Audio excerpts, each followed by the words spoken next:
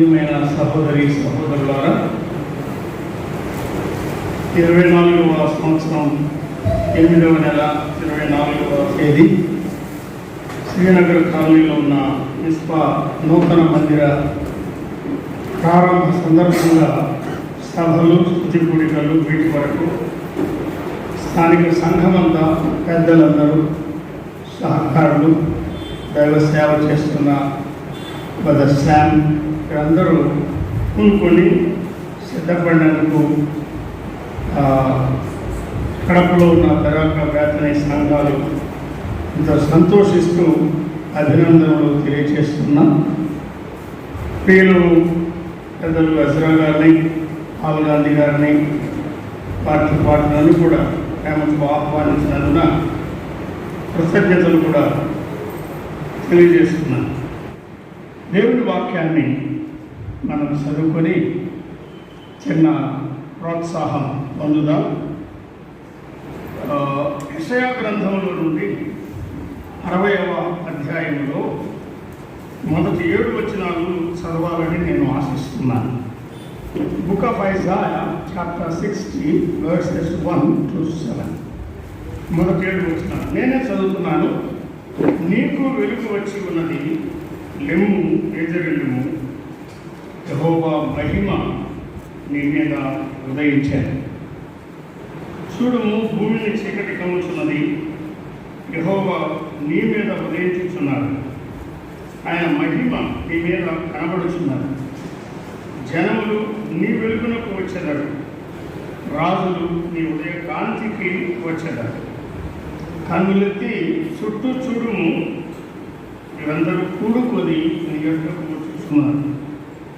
నీ కుమారులు దూరం నుండి వచ్చుచున్నారు, నీ కుమార్తెలు సంకనెత్తబడి వచ్చుచున్నారు. నీవు చూచి ప్రకాశించుము, నీ గుండె కొట్టుకొనుచు ఉప్పొంగు. సముద్ర వ్యాపారం నీ వైపు ఎక్కుబడును, జనముల ఐశ్వర్యము నీ యొద్దకు వచ్చును. ఒంటెల సమూహము, విద్యాను, వ్యయశాల, లేత ఒంటెలు నీ దేశం మీద వ్యాపించు. వారందరూ సేవ నుండి వచ్చేదారు, బంగారమును, గొప్ప ద్రవ్యమును తీసుకుని వచ్చేదారు. యెహోవా స్తోత్రములను ప్రకటించేదారు. నీ కొరకు కేదారు గొర్రె మందలు అన్నీ కూడుకొను. నెబాయోతు పొట్టేళ్ళు నీ పరిచర్యకు ఉపయోగములకు. ఇవి నా బలిపీఠము మీద అంగీకారములను, నా శృంగార మందిరమును నేను శృంగారించను.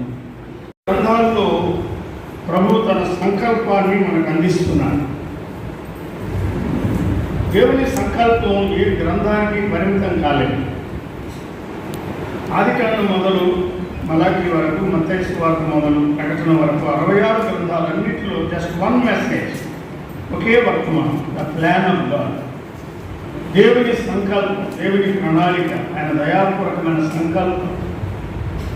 యెషయా బైబిల్లో ఉన్న సందేశం అంతటినీ తన ఒక్క గ్రంథంలో ఒక రకంగా మనకు అందిస్తున్నాడు. 66 అధ్యాయాల పుస్తకం యెషయా గ్రంథం. మినీ బైబిల్ అంట. Mini Bible. బైబిలే మనకి పూర్తిగా 66 గ్రంథాలు. బైబిల్ ఎక్కడ ప్రారంభమైందో యెషయా అక్కడే ప్రారంభించారు. ఆకాశము, భూమి. బైబిల్ ఎక్కడ ముగించారో అక్కడే యెషయా ముగించారు. నూతన భూమి, నూతన ఆకాశం. అంతేకాక బైబిల్లో ఉన్న 2 ముఖ్యమైన భాగాలు, 39 పుస్తకాలు ఒక భాగం, రాబోతున్న రక్షకుడు, రాబోతున్న విమోచకుడు, రాబోతున్న మెస్సాయ, పాత నిబంధన సందేశం. యెషయా గ్రంథం మొదటి 39 అధ్యాయాలు ఎగ్జాక్ట్గా అలాగే ఉన్నాయి, సరిగా ఖచ్చితంగా అలాగే ఉన్నాయి. తర్వాత 40 నుండి 66 వరకు ఉన్న అధ్యాయాలు 27 అధ్యాయాలు. ఈ 27 అధ్యాయాలు క్రొత్త నిబంధన 27 గ్రంథాల సందేశాన్ని మనకు అందిస్తున్నాయి. యెషయా వర్తమానం నేను కొన్ని స్థలాల్లో, కొన్ని సందర్భాల్లో జనరల్గా కొంతమందికి అయినా ప్రయోజనకరంగా ఉంటుందని దీనికి వచ్చినటువంటి క్లుప్తమైన సంగతులు అందిస్తూ వస్తున్నారు. యెషయా వర్తమానం అది రక్షణ వర్తమానం, మెసేజ్ ఆఫ్ సల్వేషన్. రక్షకుడు వస్తున్నాడు అని ఆయన వర్తమానం తేటగా ప్రకటించాడు. లేక విమోచకుడు వస్తున్నాడు. అదే సమయంలో యెషయా వర్తమానం ఆదరణకరమైన వర్తమానం. 40వ అధ్యాయంలో నా జనులను ఓదార్చుడి అని ప్రారంభించాడు. అక్కడి నుండి 27 అధ్యాయాల్లో నేనే ఓదార్చుదును, నేనే మిమ్మను ఆదరించుదును, తల్లి వల్లే ఆదరించుదును అని 46వ అధ్యాయం వరకు ఆయన మాట్లాడుతూ వచ్చాడు. మెసేజ్ ఆఫ్ కంఫర్ట్, నిరీక్షణ పూర్వకమైన వర్తమానం, ధైర్యాన్ని ఇచ్చే వర్తమానం, శక్తిని, బలాన్ని, ప్రోత్సాహాన్ని అందించే వర్తమానం యెషయా ద్వారా ప్రభు మనకు అందిస్తున్నారు. ఒక చిన్న విభజన బైబిల్ విద్యార్థులుగా ఉన్న యవనస్తులకు సహాయకరంగా నేను అందించబోతున్నాను. తర్వాత ఈ అధ్యాయానికి మనం వస్తాం. దీనిలో ముఖ్యమైన 3 విషయాలు మనం జ్ఞాపకం చేసుకున్నాం. 39 అయిపోయిన తర్వాత 40 కాగానే 40 నుండి 48 అధ్యాయాలు, 9 అధ్యాయాలు, అది ఒక భాగం, సెక్షన్ 1. 40 నుండి 48 అధ్యాయాలు, 48 అంటే 8 కాదు, 9. తర్వాత 49 నుండి 57 వరకున్న భాగం, 2వ భాగం, సెక్షన్ 2, అది కూడా 9 అధ్యాయాలు. చివరి భాగం మనం చదువుకున్న అధ్యాయం ఎక్కడిదంటే ఆఖరి 9 అధ్యాయం. ఇది క్లియర్. 9 అధ్యాయాలు, 40 నుండి 48, మొదటి 9 అధ్యాయాలు. తర్వాత 9 అధ్యాయాలు 49 నుండి 57 వరకు ఉన్న అధ్యాయాలు, 58 నుండి 66 వరకు ఉన్న చివరి 3 అధ్యాయాలు, 9 అధ్యాయాలు. వాటిలో ఇశ్రాయేలు పునరుద్ధరణ, వారి యొక్క చరిత్ర మార్పు చేసి ప్రభువు ఎలాగో వారిని కనికరిస్తాడు, వారిని యెరూషలేములోనే ఆయన ఎలాగో స్థాపిస్తాడు, దాని గురించినటువంటి దివ్యమైన సంగతులు యెషయా ద్వారా ప్రభు మనకు అందిస్తున్నారు. కనుక ఒక రకంగా 39 అధ్యాయాలు పాత నిబంధన సందేశం, మరొక రకంగా 27 అధ్యాయాలు కొత్త నిబంధన సందేశం. వీటన్నిటిలో ముఖ్యమైనది ఏది? యెషయా ఎవరి గురించి మాట్లాడుతున్నారు, అది కూడా నేను కొద్ది నిమిషాలు జ్ఞాపకం చేయాలని ఆశిస్తున్నాను. ఇప్పుడు చదవండి. యెషయా గ్రంథం 40లో ప్రకటన చేయమని చెప్పాడు కదా, డిక్లేర్ ఇట్, మీరు ప్రకటన చేయండి అన్నాడు. ఏమని ప్రకటన చేయాలి? 40వ అధ్యాయం 9వ వచనంలో చెప్పాడు, చదవండి.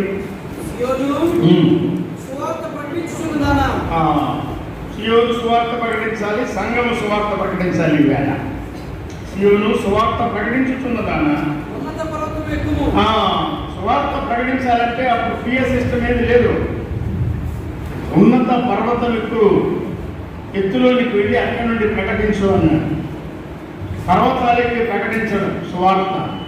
ఇంకా యెరూషలేము సువార్త ప్రకటించుతున్నదానా, బలముగా ప్రకటింపుము, భయపడక ప్రకటింపుము. ఏమని ప్రకటించాలి? This is the message. యెషయా వర్తమానం అదే, మత్తయి వర్తమానం అదే, మార్కు వర్తమానం అదే, లూకా వర్తమానం అదే, యోహాను వర్తమానం అదే, మిస్పా వర్తమానం అదే. అని ఇదే వర్తమానం ప్రకటించాలి. ఏమంటే బిహోల్డ్ యువర్ గాడ్, ఇదిగో మీ దేవుడు. ఎలా? ఆ దేవుడు కాదు, మీ దేవుడు. ఇదిగో మీ దేవుడు. చూడండి, గమనించండి, దృష్టి పెట్టండి, బాగా చూడండి. యువర్ అటెన్షన్ ప్లీజ్ అని ప్రారంభిస్తారు కదా. లేకపోతే వారు ఏదో మాట్లాడుకుంటూ ఉంటారు, ముచ్చట్లో ఉంటారు. ఇదిగో మీ దేవుడు అని యేసుక్రీస్తును, మహిమగల తండ్రి రొమ్మున ఉన్న ఆ కుమారుని దేవుని, ఆయన దేవుడు అని ఆయన దైవత్వ మహిమను ప్రకటించమని చెప్తున్నాడు. అసలు అది యోహాను ద్వారా ప్రభు మనకు అందించాడు. రెండవది 42వ అధ్యాయం 1వ వచనం చదవండి. అక్కడేం చెప్పాడు? నేను ఆదుకున్న నా సేవకుడు. ఇక్కడ కూడా ఇదిగో నా సేవకుడు అంటున్నాడు. Behold my servant. విన్నారా? నా సేవకుడు అంటున్నాడు. ఆయన తన కుమారుని నిత్యత్వం నుండి తండ్రితో సమానులుగా ఉన్నవాడు, కో ఇటర్నల్, కో ఈక్వల్. నిత్యత్వం నుండి ఉన్నవాడు, ఆయనతో సమానంగా ఉన్నవాడు, దైవత్వంలో ఏమాత్రం తక్కువ కాని కుమారుడు ఆయన కదా. నా తండ్రి, నన్ను పంపిన తండ్రి నాకంటే గొప్పవాడు అన్నాడు, అది వేరే సందర్భం. నేను ఆయనకంటే తక్కువవాడును అని ఎక్కడ చెప్పలేదు, అది గుర్తుపెట్టుకోండి. నేను ఆయనకన్నా తక్కువవాడునని ఎక్కడ చెప్పలేదు. నేను నా తండ్రి ఒక్కటై ఉన్నాను అని ఆయన ప్రకటించాడు. దేవుడై ఉన్నవాడు లోకానికి ఎలా వచ్చాడు? సేవకుడుగా వచ్చాడు. ప్రపంచ చరిత్రలో ఆయన వంటి సేవకుడు లేడు. మచ్చలేని సేవకుడు, మాన్యుడైన సేవకుడు, మహిమగల సేవకుడు, మాదిరి సేవకుడు, దేవుడైన దాసుడుగా తను తాను తగ్గించుకొని పరిచారము చేయించుకొనుటకు కాదు, పరిచారము చేయుటకు అనేకులకు ప్రతిగా విమోచన క్రయధనముగా తన ప్రాణమును సమర్పించుటకు దిగివచ్చిన దీనుడైన దాసుడు, శిష్యుల కాళ్ళు కడిగిన దాసుడు, ప్రాణం కలవరిలో ధారపోసిన దాసుడు. ఆయన పరిచర్య మనకు మాదిరి కన్నా. ఇదిగో మీ దేవుడు అని రాస్తున్నవాడు యోహాను. ఇదిగో నా సేవకుడు అని రాస్తున్నవాడు మార్కు. అంతేకాదు, ఇదిగో ఈ మనుష్యుడు, యోహాను సువార్త 19, యోహాను సువార్తలు అన్నీ ఉన్నాయి. ఈ మనుష్యుడు అని ఆయన చెప్తున్నారు. ఆయన మనుష్యుడు అని యెషయా కూడా రాశాడు. చదవండి 9:6 ఏం చెప్పాడు? యెషయా గ్రంథం 9:6. మనకు శిశువు పుట్టెను. ఎవరికి? మనకు పుట్టును కాదు, పుట్టెను అంటున్నాడు. అంటే అర్థం ఏంటి? ఐజయా చూడు చూడు చూడు, అదిగో బేత్లెహేం చూడు, అక్కడ పశువులు లేక సత్రం చూడు, యోసేపును చూడు, మరియను చూడు, మరియ కన్నా కుమారుడు, కన్యగా గర్భవతి కుమారుని కన్ను అని రాసిన వాడు ఈయనే. ఆయనకి ఇమ్మానుయేలు అంటే మనకు దూరంగా ఉన్న దేవుడు శరీరధారిగా కృపాసత్య సంపూర్ణుడుగా మనతో మన మధ్య ఉండడానికి దిగి వచ్చాడు. చూడు, చూశాడు, రాశాడు. అనగా మనకు శిశువు పుట్టాడు. పశువు కాదు, అక్కడ పశువులు ఉన్నాయి, పశువుల తొట్టి ఉన్నది. శిశువుని గురించి రాస్తున్నారు. పాపము లేని శిశువు, పాపం ఎరుగని శిశువు, పరిశుద్ధాత్మ వలన ఆ దయాప్రాప్తురాలు గర్భము ధరించగా దినములు నిండినప్పుడు ఆయన తన తొలుచూలు కుమారుని కన్నది. ఆయన మనకు అనుకరించబడిన కుమారుడు. పరిశుద్ధ సంతతి అని యెషయా రాశాడు. యెషయా 6లో పరిశుద్ధ సంతతి అన్నాడు. యెషయా 7లో కన్యక గర్భవతి కుమారుని కనును అని చెప్పాడు. ఈ సంగతి రాసిన వాడు లూకా కదా. నశించిన దానిని వెదకి రక్షించుటకు దేవుడు వచ్చింది కాదు, సేవకుడు వచ్చింది కాదు, రాజు వచ్చింది కాదు. ఆయన స్పెసిఫిక్గా ఖచ్చితంగా ఒక్క మాట రాశాడు, మనుష్య కుమారుడు వచ్చాడు. నరపుత్రుడు అని యేసుకేల్లో చెప్పాడు. మనుష్య కుమారుడు మనుష్యులమైన మనలను రక్షించడానికి మనుష్య కుమారుడుగా, సరిపోయిన రక్షకుడుగా, సరిపోయిన విమోచకుడుగా, మధ్యవర్తిగా కాలం సంపూర్ణమైనప్పుడు ఆయన లోకానికి వచ్చాడు. ఇదిగో నా సేవకుడు ఆయన మార్పు ద్వారా రాయించేవాడు. ఇదిగో మనుష్య కుమారుడు. ఈ మనుష్యుడు ఆయన లూకా ద్వారా రాయించాడు. మరి యెషయా అంతటితో ఆగిపోలేదు. ఈ వచనం పూర్తి చేయండి. యెషయా 9:6 ఏమన్నాడు? ఎలాగనగా మనకు శిశువు పుట్టెను, మనకు కుమారుడు అనుగ్రహింపబడెను, మన కుమారుడు అనుగ్రహింపబడెను, ఆయన భుజం మీద రాజ్యభారం ఉండెను, రాజ్యభారం ఉండును అంటారా, ఉండేను అంటారా? రాజ్యభారం ఉండేను అంటే ప్యాస్టర్, ఉండును అది జరగబోతున్నట్ల. శిలువ భారం మొదటిసారి వచ్చినప్పుడు మ్రాను మోసుకుని వెళ్ళాడు. మ్రాను మీద వేలాడి మన స్థానంలో శాపగ్రాహిగా, మన బదులు మనిషిగా, మనకు సరిపోయిన రక్షకుడుగా మన విమోచింపగలిగిన వాడుగా ఆయన వేలాడిన మాట నిజమే. తన చేతిలో కష్టార్జితం భుజాల మీద రాను మోశాడు, కానీ భుజం మీద రాజ్య భారం ఉంటుంది అనేసి రాస్తున్నాడు. అంటే అర్థమేంటి? ఆయన రాజ్య భారం ఆయన భుజం మీద ఉంటుందంటే లోకానికి రాబోయే రాజు ఆయనే. చివరిగా చెప్పాడు ప్రిన్స్ ఆఫ్ పీస్, సమాధాన అధిపతి అని. సమాధాన కర్త అన్నాడు, సమాధానానికి మూలం అన్నాడు, సమాధాన అధిపతి అన్నాడు, సమాధాన ప్రభువు, సమాధానపు రాజు అని. ఆయన రాజుగా పుట్టినవాడు యూదులకు, ఆయన రాజుగా రాబోతున్నాడు. ఈ రాజు మమ్మల్ని ఏడుతూ నాకు ఇష్టం లేదు, ఆ జాతి మొత్తం తృణీకరించారు. అందుకే వారు చెదరగొట్టబడ్డారు. ప్రపంచమంతట్లో చెదరగొట్టబడి కూడుకునే కేంద్రం లేక, ఆరాధించే ఆలయం లేక, ఆరాధనలో నడిపించే ప్రధాన యాజకుడు లేక వందల వేల సంవత్సరాలు సాగిపోతున్నారు ఇశ్రాయేలు జనాంగం. కానీ వారిని ప్రభువు కనికరించబోతున్నాడు. ఈ 4 మాటలు గుర్తుంచుకున్నాం. బిహోల్డ్ యువర్ గాడ్, ఇదిగో మీ దేవుడు. బిహోల్డ్ మై సర్వెంట్, ఇదిగో నా సేవకుడు. బిహోల్డ్ దిస్ మ్యాన్, ఈ మనుషుడు, ఇదిగో ఈ మనుషుడు. ఇదిగో మీ రాజు, బిహోల్డ్ యువర్ కింగ్. ఇవన్నీ యోహాను సువార్తలో ఉన్నాయి, అవన్నీ యెషయాలో ఉన్నాయి. మీరు కంపేర్ చేసి చూడండి. యేసు క్రీస్తు యొక్క దైవత్వాన్ని, ఆయన యొక్క మానవత్వాన్ని, ఆయన యొక్క దాస సేవకత్వాన్ని, పరిచర్య, తిరిగి ఆయన లోకానికి వచ్చి 1000 పరిపాలన కాలంలో జరిగించబోయే ప్రభుత్వాన్ని, ఆధిపత్యాన్ని తేటగా లోకానికి మనం ప్రకటన చేద్దాం. This is the message of Isaiah. యెషయా ద్వారా ఇవ్వబడిన ఈ వర్తమానాన్ని ప్రభువును చూచి ఆ 4 కృపను పొంది మత్తయి, మార్కు, లూకా, యోహాను ప్రభువుని గురించి రాశారు. మనం 60వ అధ్యాయానికి వద్దాం. 9 అధ్యాయాలు 3 భాగాలుగా ఉండగా చివరి భాగంలో యెరూషలేమును ఆయన ఎలాగూ కనికరించబోతున్నాడు, యూదా జనాంగాన్ని ఆయన ఎలాగూ ఉద్ధరించబోతున్నాడు, వారికి రాజ్యాన్ని ఇచ్చి అబ్రహాము సంతానానికి ఆయన చేసిన వాగ్దానాన్ని ఆయన ఎలాగూ నెరవేర్చబోతున్నాడు ఇక్కడ తేటగా చెప్పాడు. చూడండి, 3 మాటలు ఈ 60వ అధ్యాయంలో మనం గమనించవచ్చు. మీరు ధ్యానం చేయండి, నేను ఊరికే సూచించి మిగతా విషయాలు అందిస్తాను. 60వ అధ్యాయంలో 14వ వచనంలో ద సిటీ ఆఫ్ గాడ్, దేవుని పట్టణాల గురించి రాస్తున్నారు. యెరూషలేం పట్టణం ఎవరి పట్టణం? అది యెహోవా పట్టణం. అమ్మాయా గమనిస్తున్నారు కదా, యెహోవా పట్టణం. ఈనాడు సంఘమే దేవుని పట్టణం, కొండ మీద కట్టబడిన పట్టణం అన్నారు కదా. మనం కట్టబడిన పట్టణంగా ఉండాలి, పద్ధతి లేకుండా కాదు. అక్కడ గుడారానికి పద్ధతి, ప్యాటర్న్, ఒక నమూనా, ఒక పోలిక అని చూపించాడు. మోసే దినాల్లో దావీదుకు మచ్చులు అని చూపించాడు. అదే వర్తమానం.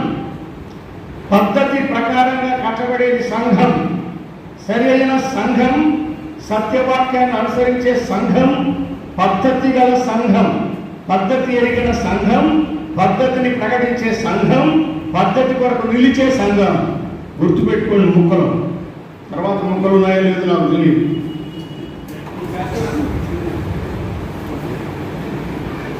పద్ధతి ముఖ్యమైన ప్యాటర్న్, హెవెన్లీ ప్యాటర్న్. పరలోక ప్రణాళిక ప్రకారం సంఘం కట్టబడాలి.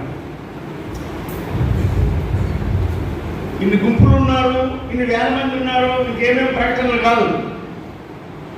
దాన్ని బట్టి దేవుని మహిమ సంఘానికి రాదు, ఎక్కడ కానీ రాదు. అది మోసం, అది వ్యాపారం. దాని సంగతి విడిచిపెట్టాడు. ఇక్కడ ఏం చెప్తున్నాడంటే దేవుని పట్టణం చెప్పాడు. మరి ఒకటి ఆయన ప్రజలను గురించి ఆయన మాట్లాడుతున్నాడు. The city of God, the people of God. దేవుని ప్రజలు ఎవరు? ఆయన ప్రజలు ఇశ్రాయేలు ప్రజలు. ఇశ్రాయేలు ఆయన ప్రజలు, పరిశుద్ధ ప్రజలు. వారికి పేరు పెట్టబడుతుంది అని ఆయన చెప్పాడు. ఇక విసర్జింపబడేవారు వారు ఉండరు అన్నాడు.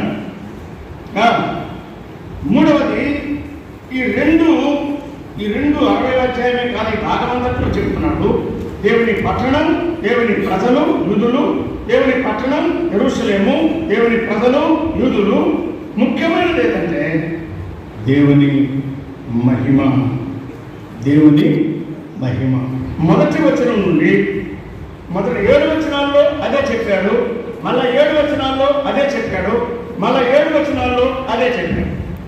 ఈ అధ్యాయంలో 3:21 వచనాలు ఉన్నాయి.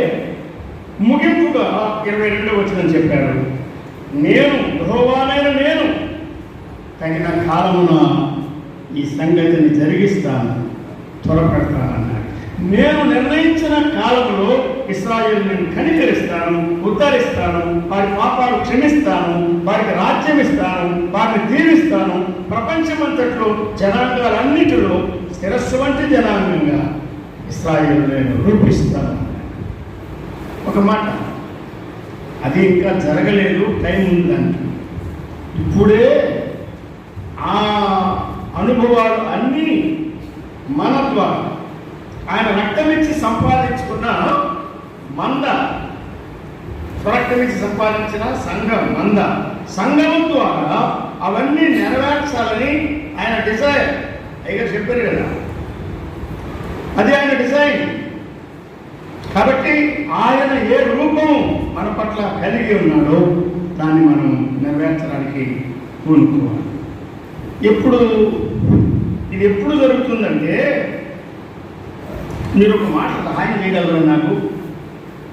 60వ అధ్యాయం ఏ అధ్యాయం తర్వాత వస్తుందండి? ఏమన్నారు? 60వ అధ్యాయం ఏ అధ్యాయం తర్వాత వస్తుంది?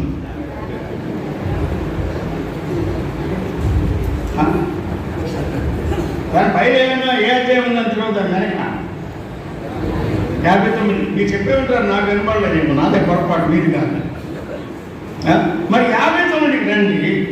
59లో ఏం జరిగితే, ఏ మార్పు జరిగితే ఈ రూపాన్ని ఆయన మార్చి వేస్తున్నాడో మనకు అర్థమవుతుంది. బ్రదర్ 20వ వచనం చదవండి. Chapter 59 verse 20. సియోను నొద్దకును యాకోబులో తిరుగుబాటు చేయుట ఆగండి. అంటే ఇశ్రాయేలు జనాంగం వందల వేల సంవత్సరాలుగా ఏం చేసేవారు? తిరుగుబాటు చేసేవారు. తిరుగుబడిన ప్రజల్ని ప్రారంభించాడు కదా ఇష్టవర్తమానం. తిరుగుబాటు చేయు ప్రజలు అన్నాడు. రెబెలియస్ నేషన్, వారిలో విధేయత లేదు, అందుకే చెదరగొట్టబడ్డారు. ఈ మనుషుడు మమ్మల్ని నేర్పు మాకు ఇష్టం లేదు. We do not have this man to rule over us, crucify him. సిలువేయండి కేకలు వేశారు, పట్టుబట్టారు అన్నమాట. మా మీద, మా పిల్లల మీద ఉండుగా కానీ మూర్ఖంగా కోరుకున్నారు. అది తమాషా అనుకున్నారు, అర్థం కాక అదే అనుభవిస్తున్నారు ఇప్పటి వరకు. The blood of that righteous man, నీతిమంతుడు. ఇలాంటి భార్య అర్జెంట్ మెసేజ్ పంపించింది. పిలాతు కూడా అన్నాడు, ఈ నీతిమంతుని రక్తానికి వచ్చిన నిరపరాధిని తప్పించుకోవాలనుకున్నాడు. నీళ్లు తెప్పించి కడుక్కుంటే పోతుంది అనుకున్నాడు. నీళ్లతో కడిగేది కాదు పాపం, దేవుని కుమారుడైన యేసు రక్తంతోనే అది కడుగబడాలి. విన్నారా? అది వారు కోరుకున్నారు. కానీ ఇక్కడ ఏమంటారంటే, వారు తిరుగుబాటు మాని, అంటే ఒక రోజు తిరుగుబాటు మానబోతున్నారు. ఆ తర్వాత మళ్ళు కొనిన వారి యొక్కకు విమోచకుడు వస్తాడు, వారిలో ఉన్న భక్తిహీనతను ఆయన తొలగిస్తాడు అని చెప్పాడు. దీని అర్థం ఏమిటంటే, ఒకసారి రోమాపత్రికకు రండి. ఇటీవల దాని కనెక్షన్ నాకు కొంచెం అర్థమైనట్టుంది. కొంచెం రోమాపత్రికలో 11వ అధ్యాయం 10వ వచనం చదవండి. నిద్రమత్తు అని పైన చెప్పాడు, మీ సంగతి కాదులే, ఇశ్రాయేలు జనాంగం నిద్రమత్తు.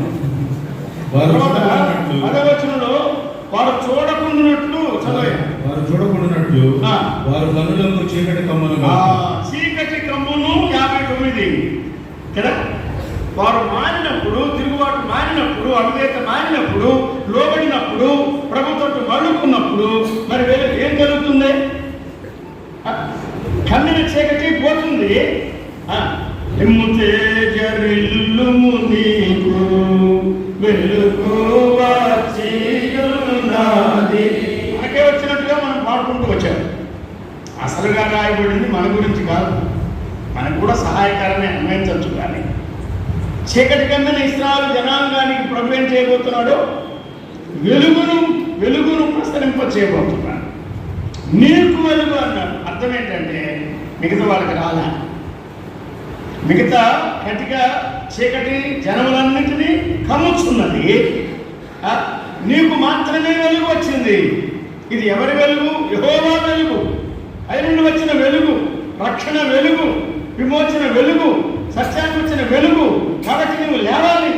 నువ్వు పడి ఉన్నావు, నిద్రమత్తులో ఉన్నావు, నీకు వంగిపోయింది, నీవు విరిచివేయబడినట్టుగా ఉన్నావు. నీకు వెలుగు వచ్చి ఉన్నది. ప్రకాశించు, లెమ్ము, తేజరిల్లు, ప్రకాశించు, నీకు వెలుగు వచ్చింది అని చెప్తున్నాను. 60వ యెహోవా మహిమ నీ మీద ఉదయించానన్నాడు. 60వ ఆయన మహిమ నీ మీద కనబడుతున్నది అన్నాడు కదా.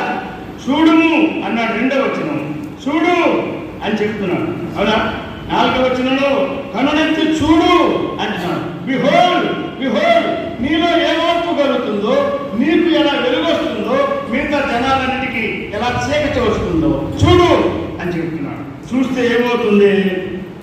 5వ అంటాడు, నీవు చూచి ఏ బ్రదర్ సిస్టర్ అక్కడ ఏం రాయబడింది? నీవు చూచి ప్రకాశిస్తావు. నీకు వెలుగు వస్తే నువ్వు ప్రకాశిస్తావు. నీకు వెలుగు వస్తే నువ్వు తేజగలగలవు. చీకటి కమ్మినట్టు ఉండవు, వీపు వంగిపోయినట్టు ఉండవు, నిద్రమత్తున్నట్టు ఉండవు. You will be entirely different. ప్రత్యేకంగా ఉంటావు. నా వెలుగు అన్నాడు. నా వెలుగు అన్నాడు. తర్వాత నీ వెలుగుకు ప్రజలు వస్తారన్నాడు. ప్రభు ఏం చేయబోతున్నాడంటే పరిస్థితులు అన్నిటినీ ఆయన మార్చివేయబోతున్నాడు. చూడండి, 3 మాటలు మనం జ్ఞాపకం చేసుకుందాం.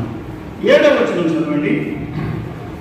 నీ కొరకు కేదారు గొర్రెమందలు నీవు కూడుకొనును, నెబాయోతు పొట్టేళ్లు నీ పరిచర్యకు ఉపయోగములు. అవి నా బలిపీఠం మీద అంగీకారం కలు. నా శృంగారం. మనం గమనించవలసిన మొదటి మాట ఏమంటే నా బలిపీఠం అంటున్నాడు. నా బలిపీఠం అన్నాడు. 2వది అక్కడే 7వ నా శృంగారం నా మందిరం అంటున్నాడు. నా బలిపీఠం, నా మందిరం అంటున్నాడు. నా బలిపీఠం మర్చిపోకండి, గుర్తుపెట్టండి. మందిరం అంతటిలో ముఖ్యమైనది బలిపీఠం. పులిపీఠం కాదు, బలిపీఠం. చాలా మంది పులిపీఠం ముఖ్యం అనుకుంటున్నారు. కాదు, బలిపీఠం.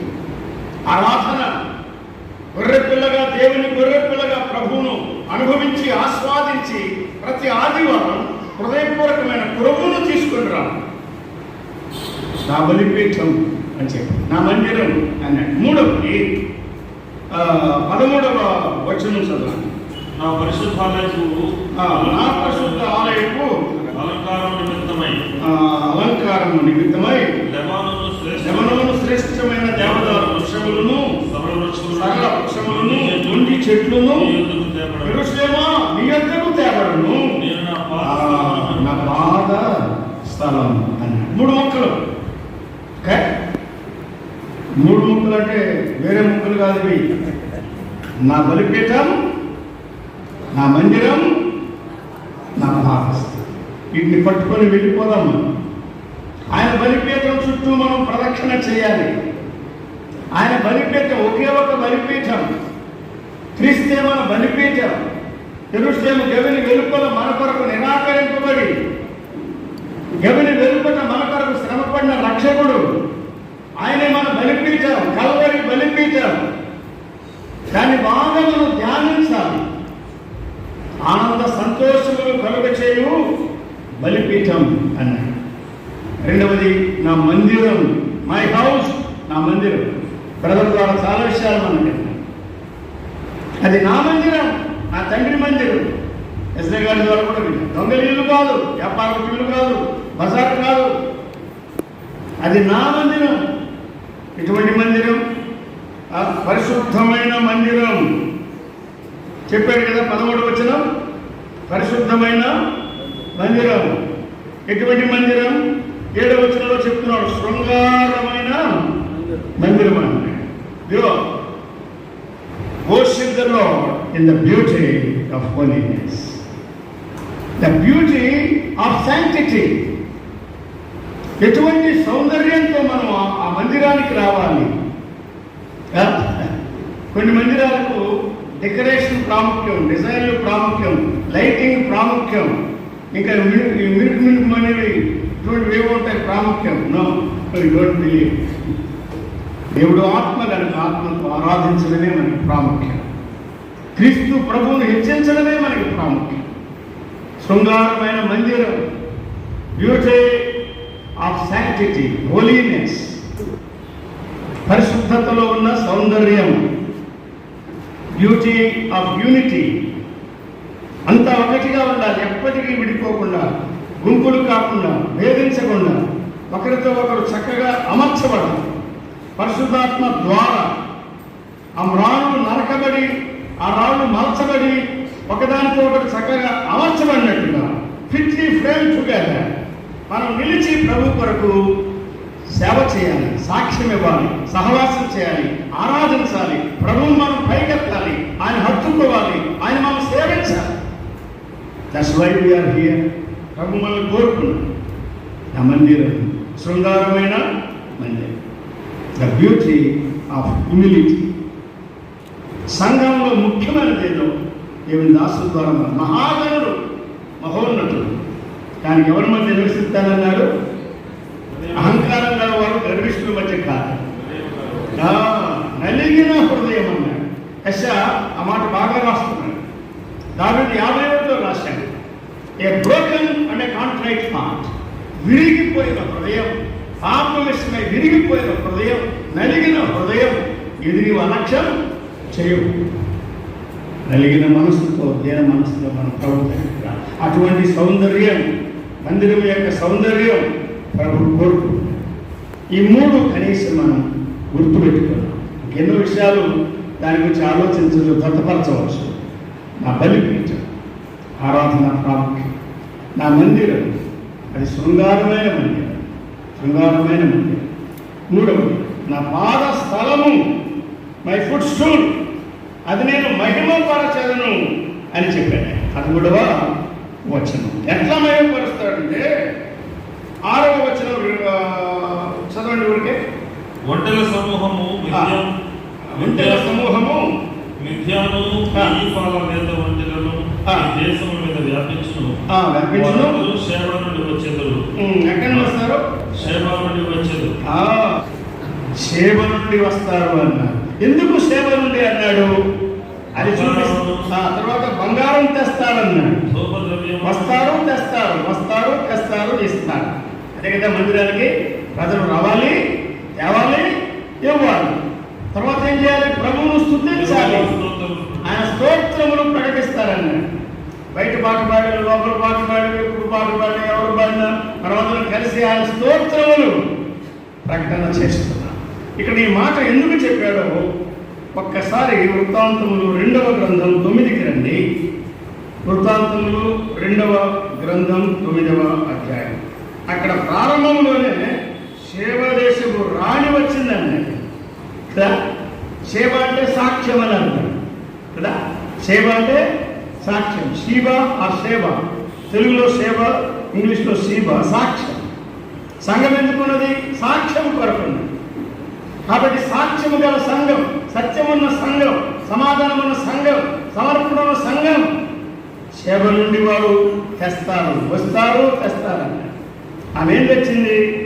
9, 10, 11 మాత్రం చదువుతాం. ఆమె రాజులకు 240 మణుగుల బంగారం. మణుగులు, పొలాలు కాదు, గ్రాములు కాదు, మణుగుల భాగం, విస్తారమైన గంధవర్గాలు తెచ్చింది. కాబట్టి మందిరములో ఏమున్నది? మందిరములో పరిమళం ఉన్నది, పరిశుద్ధత ఉన్నది, పరిమళం ఉన్నది. గంధవర్గాలట తీసుకుని వచ్చింది. ఇంకా రత్నములను ఇచ్చాను. ఆమె తెచ్చిన గంధవర్గాలతో సాటి ఏది? ఉంటే లేదని 10వ వచనం. ఇది కాక ఓఫీరు నుండి బంగారం. చూసారా, ఇక్కడ చెప్పింది అదే కదా, బంగారం తెస్తారు. ఆ సేవ చేసే రాణి ఓఫీరు బంగారం తెచ్చిందన్న. ధూప ద్రవ్యములు తీసుకుని వస్తారన్న. బంగారం ఆయన పరిశుద్ధతకు సూచన, మహిమకు సూచన. తర్వాత ధూప ద్రవ్యాలు ప్రార్థనకు సూచన. గంధవర్గాలు సువాసనకరమైన జీవితానికి సూచన. క్రీస్తు సువాసన, ఐక్యతలో ఉన్న సువార్త, ఆరాధనలో ఉన్న సువాసన, సేవలో ఉన్న సువాసన, దాతృత్వంలో ఉన్న సువాసన, ఇటువంటి పరిమళం కలిగి ప్రభు యొక్క పాద స్థలాన్ని మహిమపరచడానికి మనం కూడుకుందాం. కలవరించండి, ప్రార్థించాలి. కృపగల మా ప్రియ ప్రభువు, మహిమ దేవ, దీనులమైన మమ్మల్ని దర్శించారు. ఈ దాసులందరి ద్వారా మమ్మల్ని ప్రోత్సహించారు. మీ మందిరం ఆత్మ సంబంధమైన మందిరం, జీవము గల సంఘం ఎలా ముందుకు సాగాలి మీరు మరొకసారి మాకు నేర్పించారు. ఇంతవరకు ఈ సంఘాన్ని కాపాడుతూ వచ్చారు. ఇక ముందు కూడా ఈ కంచె వేసి భద్రపరచి మీ నామాన్ని కనపరుచుకోండి. మిమ్మల్ని స్తుతించే సంఘంగా, ప్రార్థించే సంఘంగా, ఐక్యత కలిగి సువార్త ప్రకటించే సంఘంగా మీరు ఆశీర్వదించుదురని మా ప్రభు అయిన క్రీస్తు యేసు నామమున స్తుతించి వేడుకొనుచున్నాను తండ్రి.